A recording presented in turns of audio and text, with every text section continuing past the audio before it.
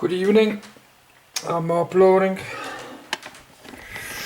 I did finish eating my hot foods and let's read a bit more. Then go to bed.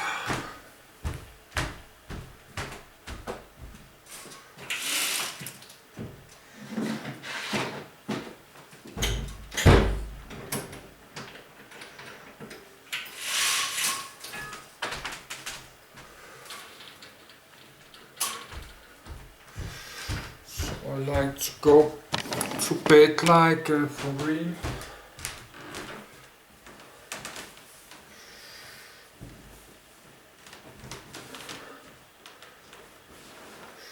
But I keep my shorts on.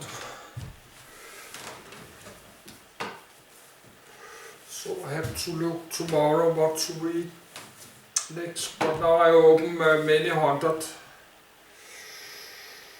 Now my read list is a total mess,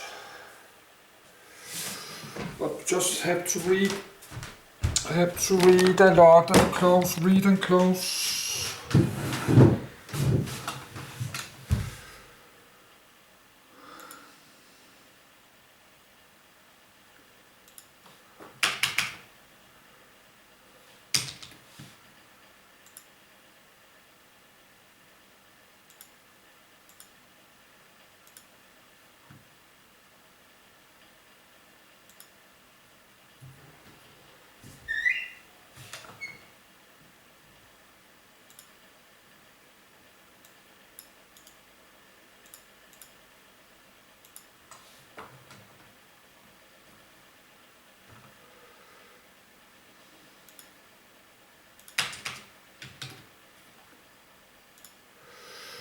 Yes, need a minute. Need a minute.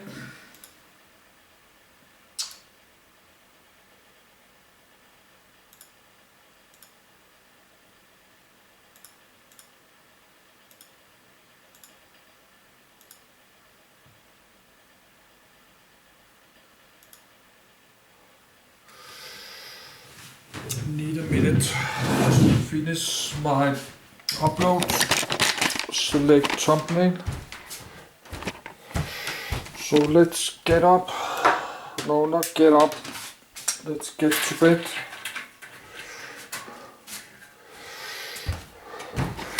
I did sleep 2 a.m. last night, so I need to stop early today. So it's 6 p.m. Let's read about this old American radio station. Why not? We do it now, because if I not do it now, I will never do it. So I have to check my cell phone.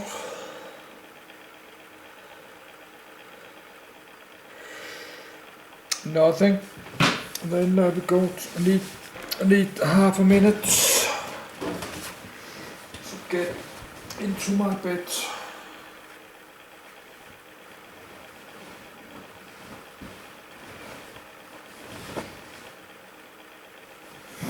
So just have to read something connected to United States of America.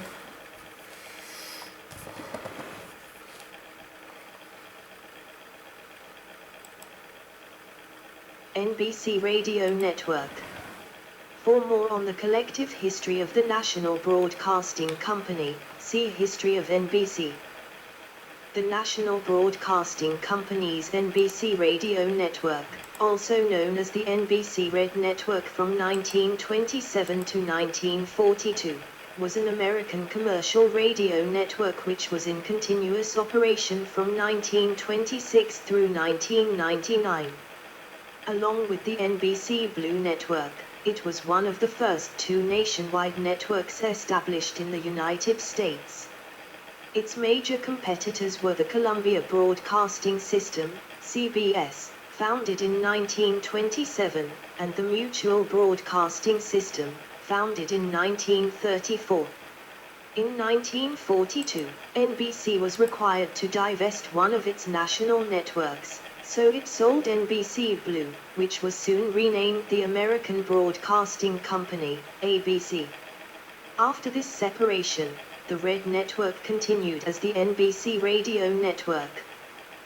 For the first 61 years of its existence, this network was owned by the Radio Corporation of America, RCA, with New York City radio station WEEF, renamed WNBC in 1946, WRCA in 1954 and again as WNBC in 1960, as its flagship station. Following the emergence of television as the dominant entertainment medium and much of NBC Radio's talent migrating both to CBS and NBC television, the network made multiple investments in programming in hopes of retaining relevance. These included the weekend program Umbrella Monitor, 1955-1975, the all-news-focused NBC News and Information Service, 1975-1977, and the talk radio service NBC TalkNet, all of which encountered varying degrees of success and failure. Following General Electric's purchase of RCA in late 1986, GE sold the NBC radio network to Westwood One in 1987. Westwood One previously acquired Mutual in 1985 and gradually merged the two together. NBC Radio News, which was also folded into Mutual's news operations, saw most of its functions cease on the 17th of April, 1999, after further consolidation merged both NBC and Mutual directly into CBS's radio news operations. Westwood One and its successor network continued to use NBC branding for some of its programming until 2020. Partnering with NBC News to operate NBC News Radio from 2003 until 2014, and with NBC Sports for NBC Sports Radio. From 2016 onward, iHeartMedia has handled production and distribution of NBC News Radio. Early history, edit. Weave chain, edit. The 1926 formation of the National Broadcasting Company was a consolidation and reorganization of earlier network radio operations developed by the American Telephone and Telegraph Company, AT&T, beginning in 1922, in addition to more limited efforts conducted by the radio group companies, which consisted of the Radio Corporation of America, RCA, and its corporate owners, General Electric, GE, and the Westinghouse Electric and Manufacturing Company, and, for a period of time, the United Fruit Company. Organized radio broadcasting started in the early 1920s, with AT&T soon becoming an industry leader. In 1920 and 1921, AT&T concluded a series of patent cross-licensing agreements with the radio group companies. The radio group began negotiating under that name through a cross-licensing agreement between GE and Westinghouse, agreed to on the 1st of July 1921. Under these agreements, AT&T asserted that it held the sole right to sell commercial time on radio stations, which it called toll broadcasting, although for the next few years the idea of radio advertising remained controversial. AT&T also recognized that its long-line telephone network could be used to connect radio stations together to form networks to share programming and costs. The Everyday Hour announcer Helen Hahn in the WEEF studios, c. 1922. In early 1922, AT&T announced the establishment of a toll station in New York City and its intention to develop a nationwide commercial radio network using their Bell system infrastructure.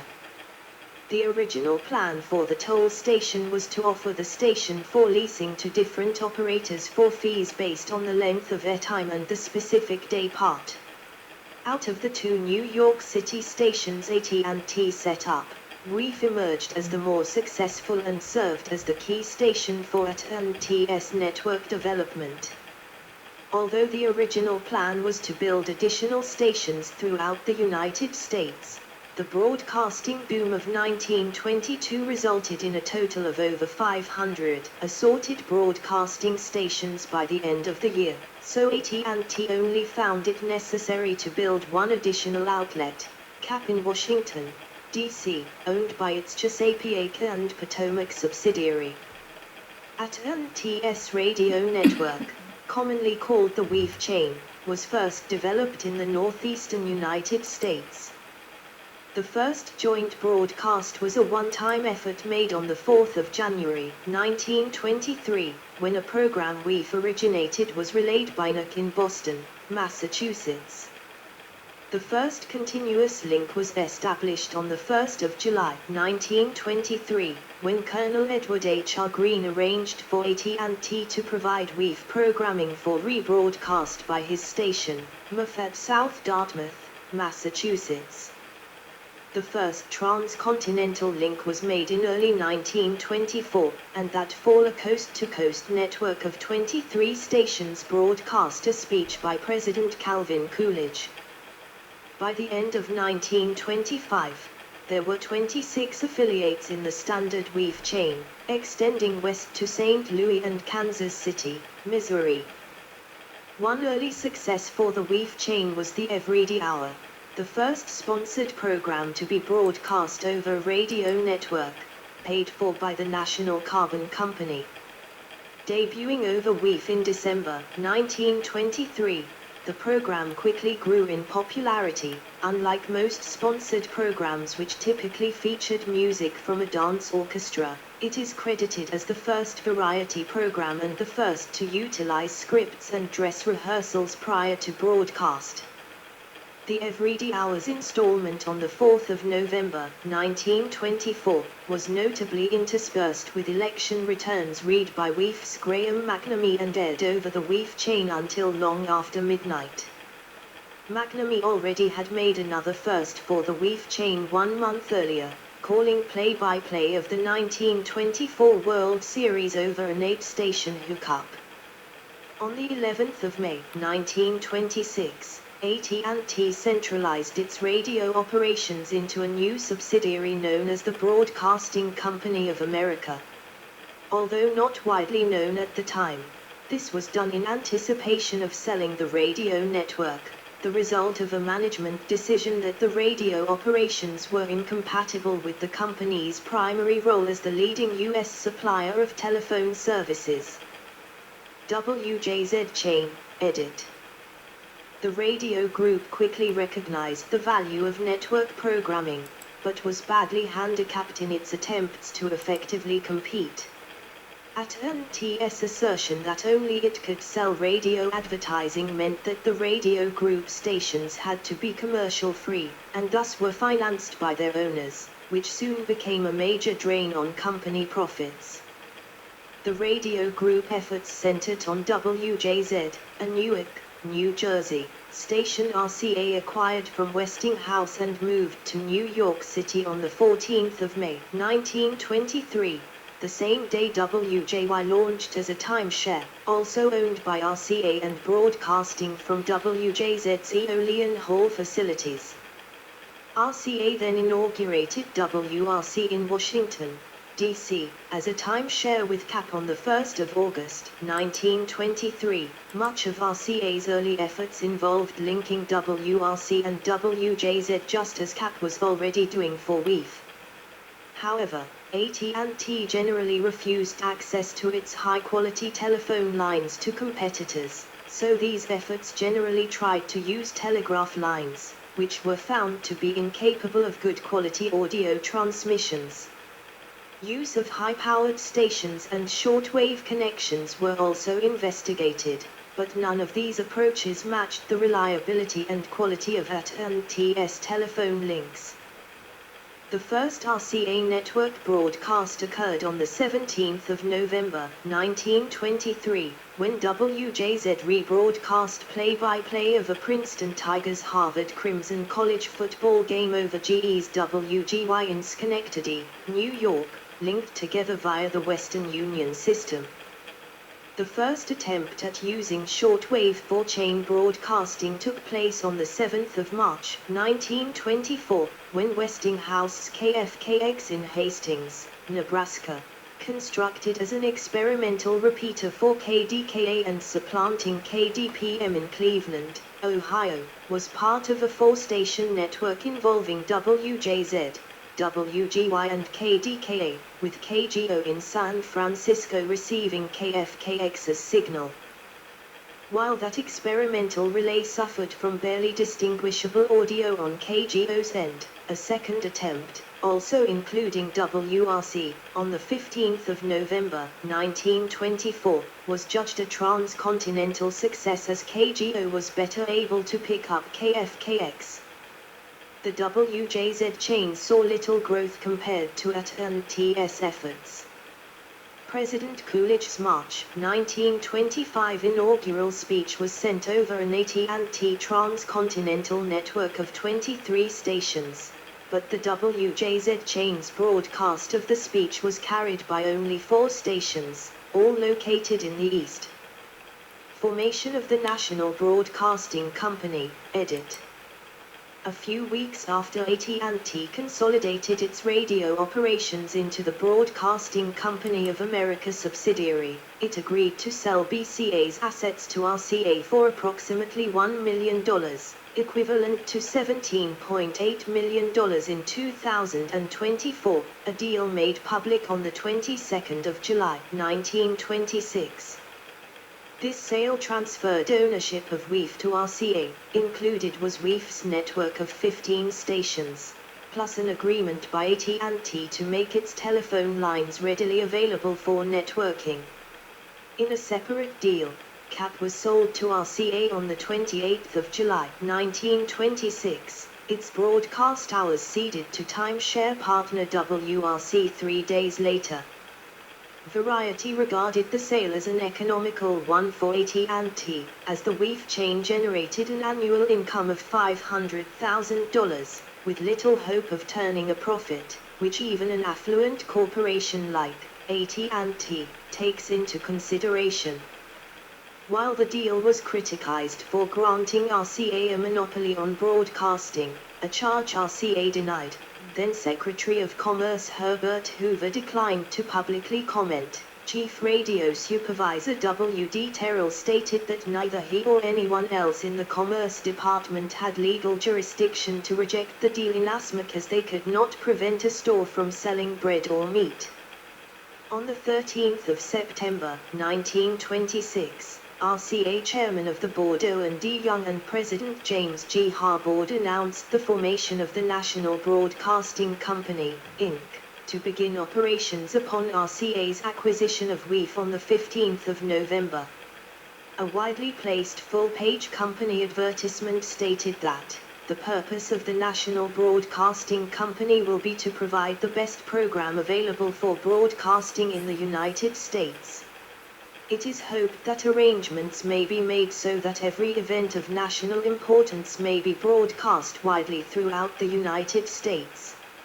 As part of a renegotiation of the cross-licensing agreements, NBC was also permitted to accept advertising. The purchase of WEAF and NBC's formation was seen as an achievement for RCA's general manager David Sonoff, who was later regarded as the founder of NBC. NBC's network operations were officially launched with a gala broadcast beginning at 8 p.m. Eastern Time on the 15th of November, 1926.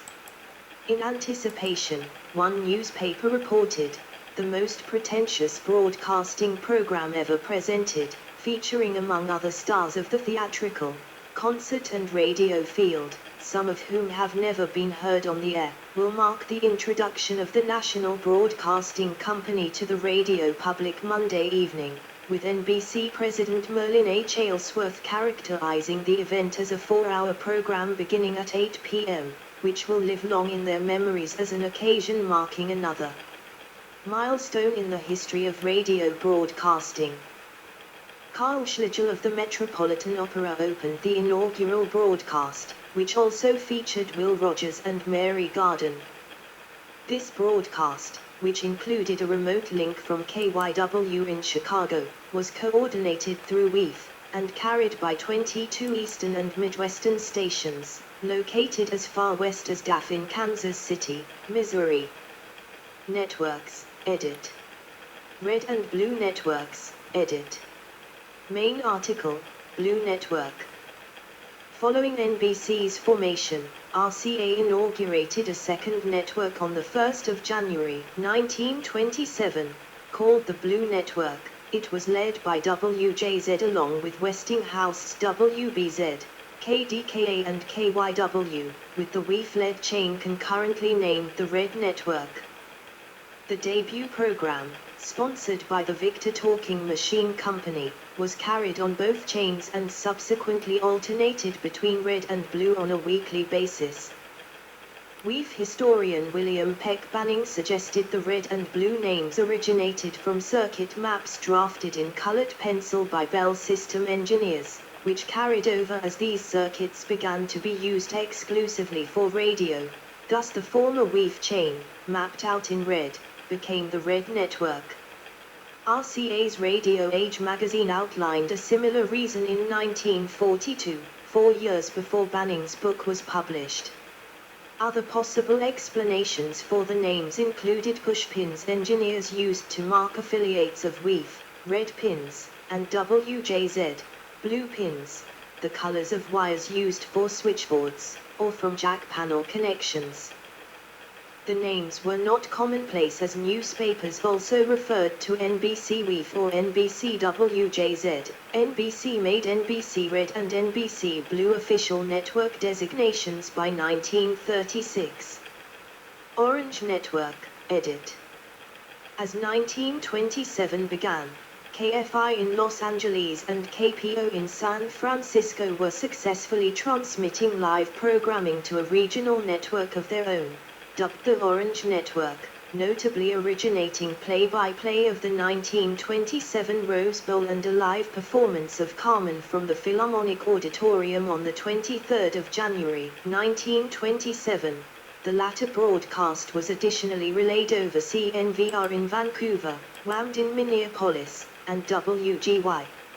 Affiliating the chain with NBC, the Orange Network relayed an address by President Coolidge that jointly aired over the Red and Blue networks on the 22nd of February. The Orange Network formally relaunched as a part of NBC on the 5th of April, 1927, adding KGO and 3 other stations. NBC eventually utilized the Orange Network to relay Red Network programming to the Pacific states, with the Red Network relaying Orange Network programming for the Eastern Seaboard. Adding stations and Radio City, edit. At the same time, NBC began acquiring radio stations to extend its reach, beginning with KGO and KOA in Denver, Colorado, from GE in March 1930. Cleveland affiliate Tame, a 50,000-watt clear channel station, was purchased from Cleveland Electric Illuminating and the Van Swearingen brothers on the 16th of October, 1930. Chicago station When, time-sharing with WLS, was purchased in July 1931 from Samuel Insull for $1 million, equivalent to $20.7 million in 2024, a purchase price compared to the then record set with WEAF in 1926. When was paired with Columbia Broadcasting System, CBS, affiliate McC when NBC acquired it from the Chicago Daily News on the 1st of November, 1931, like Tame, McC and when WLS were also clear channels. KPO was then purchased from Hale Brothers on the 10th of June, 1932, officially pairing it with KGO.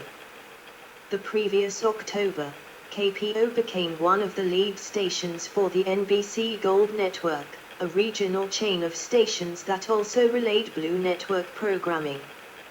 WRC was paired with ML in 1933 when NBC took over operations of that station from founding owner Emma Lease via a lease agreement. NBC's operations, including WEEF and WJZ, moved to 711 Fifth Avenue in 1927, designed by architect Lloyd Brown. The studios featured elements of Gothic architecture, the Roman Forum and Louis XIV in stark contrast to radio studios of that era. Raymond Hood designed the studios under the belief a well-designed studio could act as an audience for the performers. Due to NBC's rapid growth, the network outgrew these facilities. RCA agreed to a lease in May 1930 as the lead tenant for 30 Rockefeller Plaza, which was still under construction, including a studio complex for NBC and theaters for RCA-owned RKO Radio Pictures. Named the RCA Building in May 1932, the deal was arranged through the Rockefeller Center's founder and financier, John D. Rockefeller Jr., along with GE Chairman Owen D. Young, David Sonoff and Raymond Hood. RCA had been spun off as its own fully independent company in 1932 through a consent decree with the U.S. Department of Justice resolving antitrust charges. Westinghouse and GE gave up their ownership stakes in the company, while restrictions created through RCA's cross-licensing agreements for nearly 4,000 patents were also removed. A ceremonial broadcast over both NBC networks on the 11th of November, 1933, formally opened the RCA Building's Radio City studios, with Sonoff, Young, NBC President Merlin H. Aylesworth and BBC Director General John Reith participating in a live transatlantic conversation. Radio City occupied 10 floors of the RCA Building with 35 studios supported by 1,250 miles, 2,010 kilometers, of wiring and 89 miles, 143 kilometers, of cables. Notable programs, edit. Main article, list of NBC Radio Network programs. Bob Hope with sidekick Jerry Colonna, left. Saved for a brief run on CBS in 1935, Hope's radio shows aired on NBC Blue and Red from 1937 through 1950 in what became a 60-year career with NBC. During much of radio's golden age, both NBC networks, in particular NBC Red, were home to multiple popular performers and programs.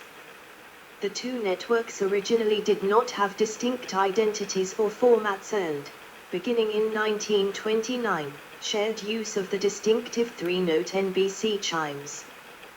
The WEEF-led Red Network, with a robust affiliate lineup, was seen as carrying more popular, big-budget sponsored programs in comparison to the WJZ-led Blue Network, which had a smaller lineup of often lower-powered stations. Both networks shared sales executives, off and on-air staff, and production and studio facilities. It was not until c. 1938 that a concerted effort began to distinguish NBC Red and NBC Blue. One 1939 story in Time magazine described NBC Blue as, long considered a weak sister to NBC's Red Network. Most network programs were owned by their sponsors and produced by advertising agencies. For example, Lum and Abner was sponsored by Quaker Oats in 1931 when Mac originated the show regionally, became a sustaining program when it debuted over NBC Red in 1932, then sponsored by Ford the following year, originating from Tane. Moving to the Mutual Broadcasting System in 1934 and to NBC Blue in 1935, Horlicks became the sponsor. NBC Blue sometimes carried newer and untried programs that, if successful, moved up to the Red Network at the behest of the sponsor. These shows included Amos and Andy, Fibber McGee and Molly, Information, Please, The Bob Hope Show and The Jack Benny Program. This practice of moving popular shows over to NBC Red, coupled with NBC Blue's reputation as a weaker network, likely originated the misperception that NBC Blue solely featured sustaining programs, for example, news. cultural and educational programs which had no sponsor, and NBC Red solely featured commercial fare. As it was, networks had limited control over their schedules as advertisers bought available time periods for programs, regardless of what other sponsors broadcast in other time slots. Networks rented out studio facilities used to produce shows and sold airtime to sponsors. Sustaining programs were the only programs produced by the networks and were used to fill unsold time periods. Affiliated stations had the option to break away from the network to air a local program during these periods, but the network had the option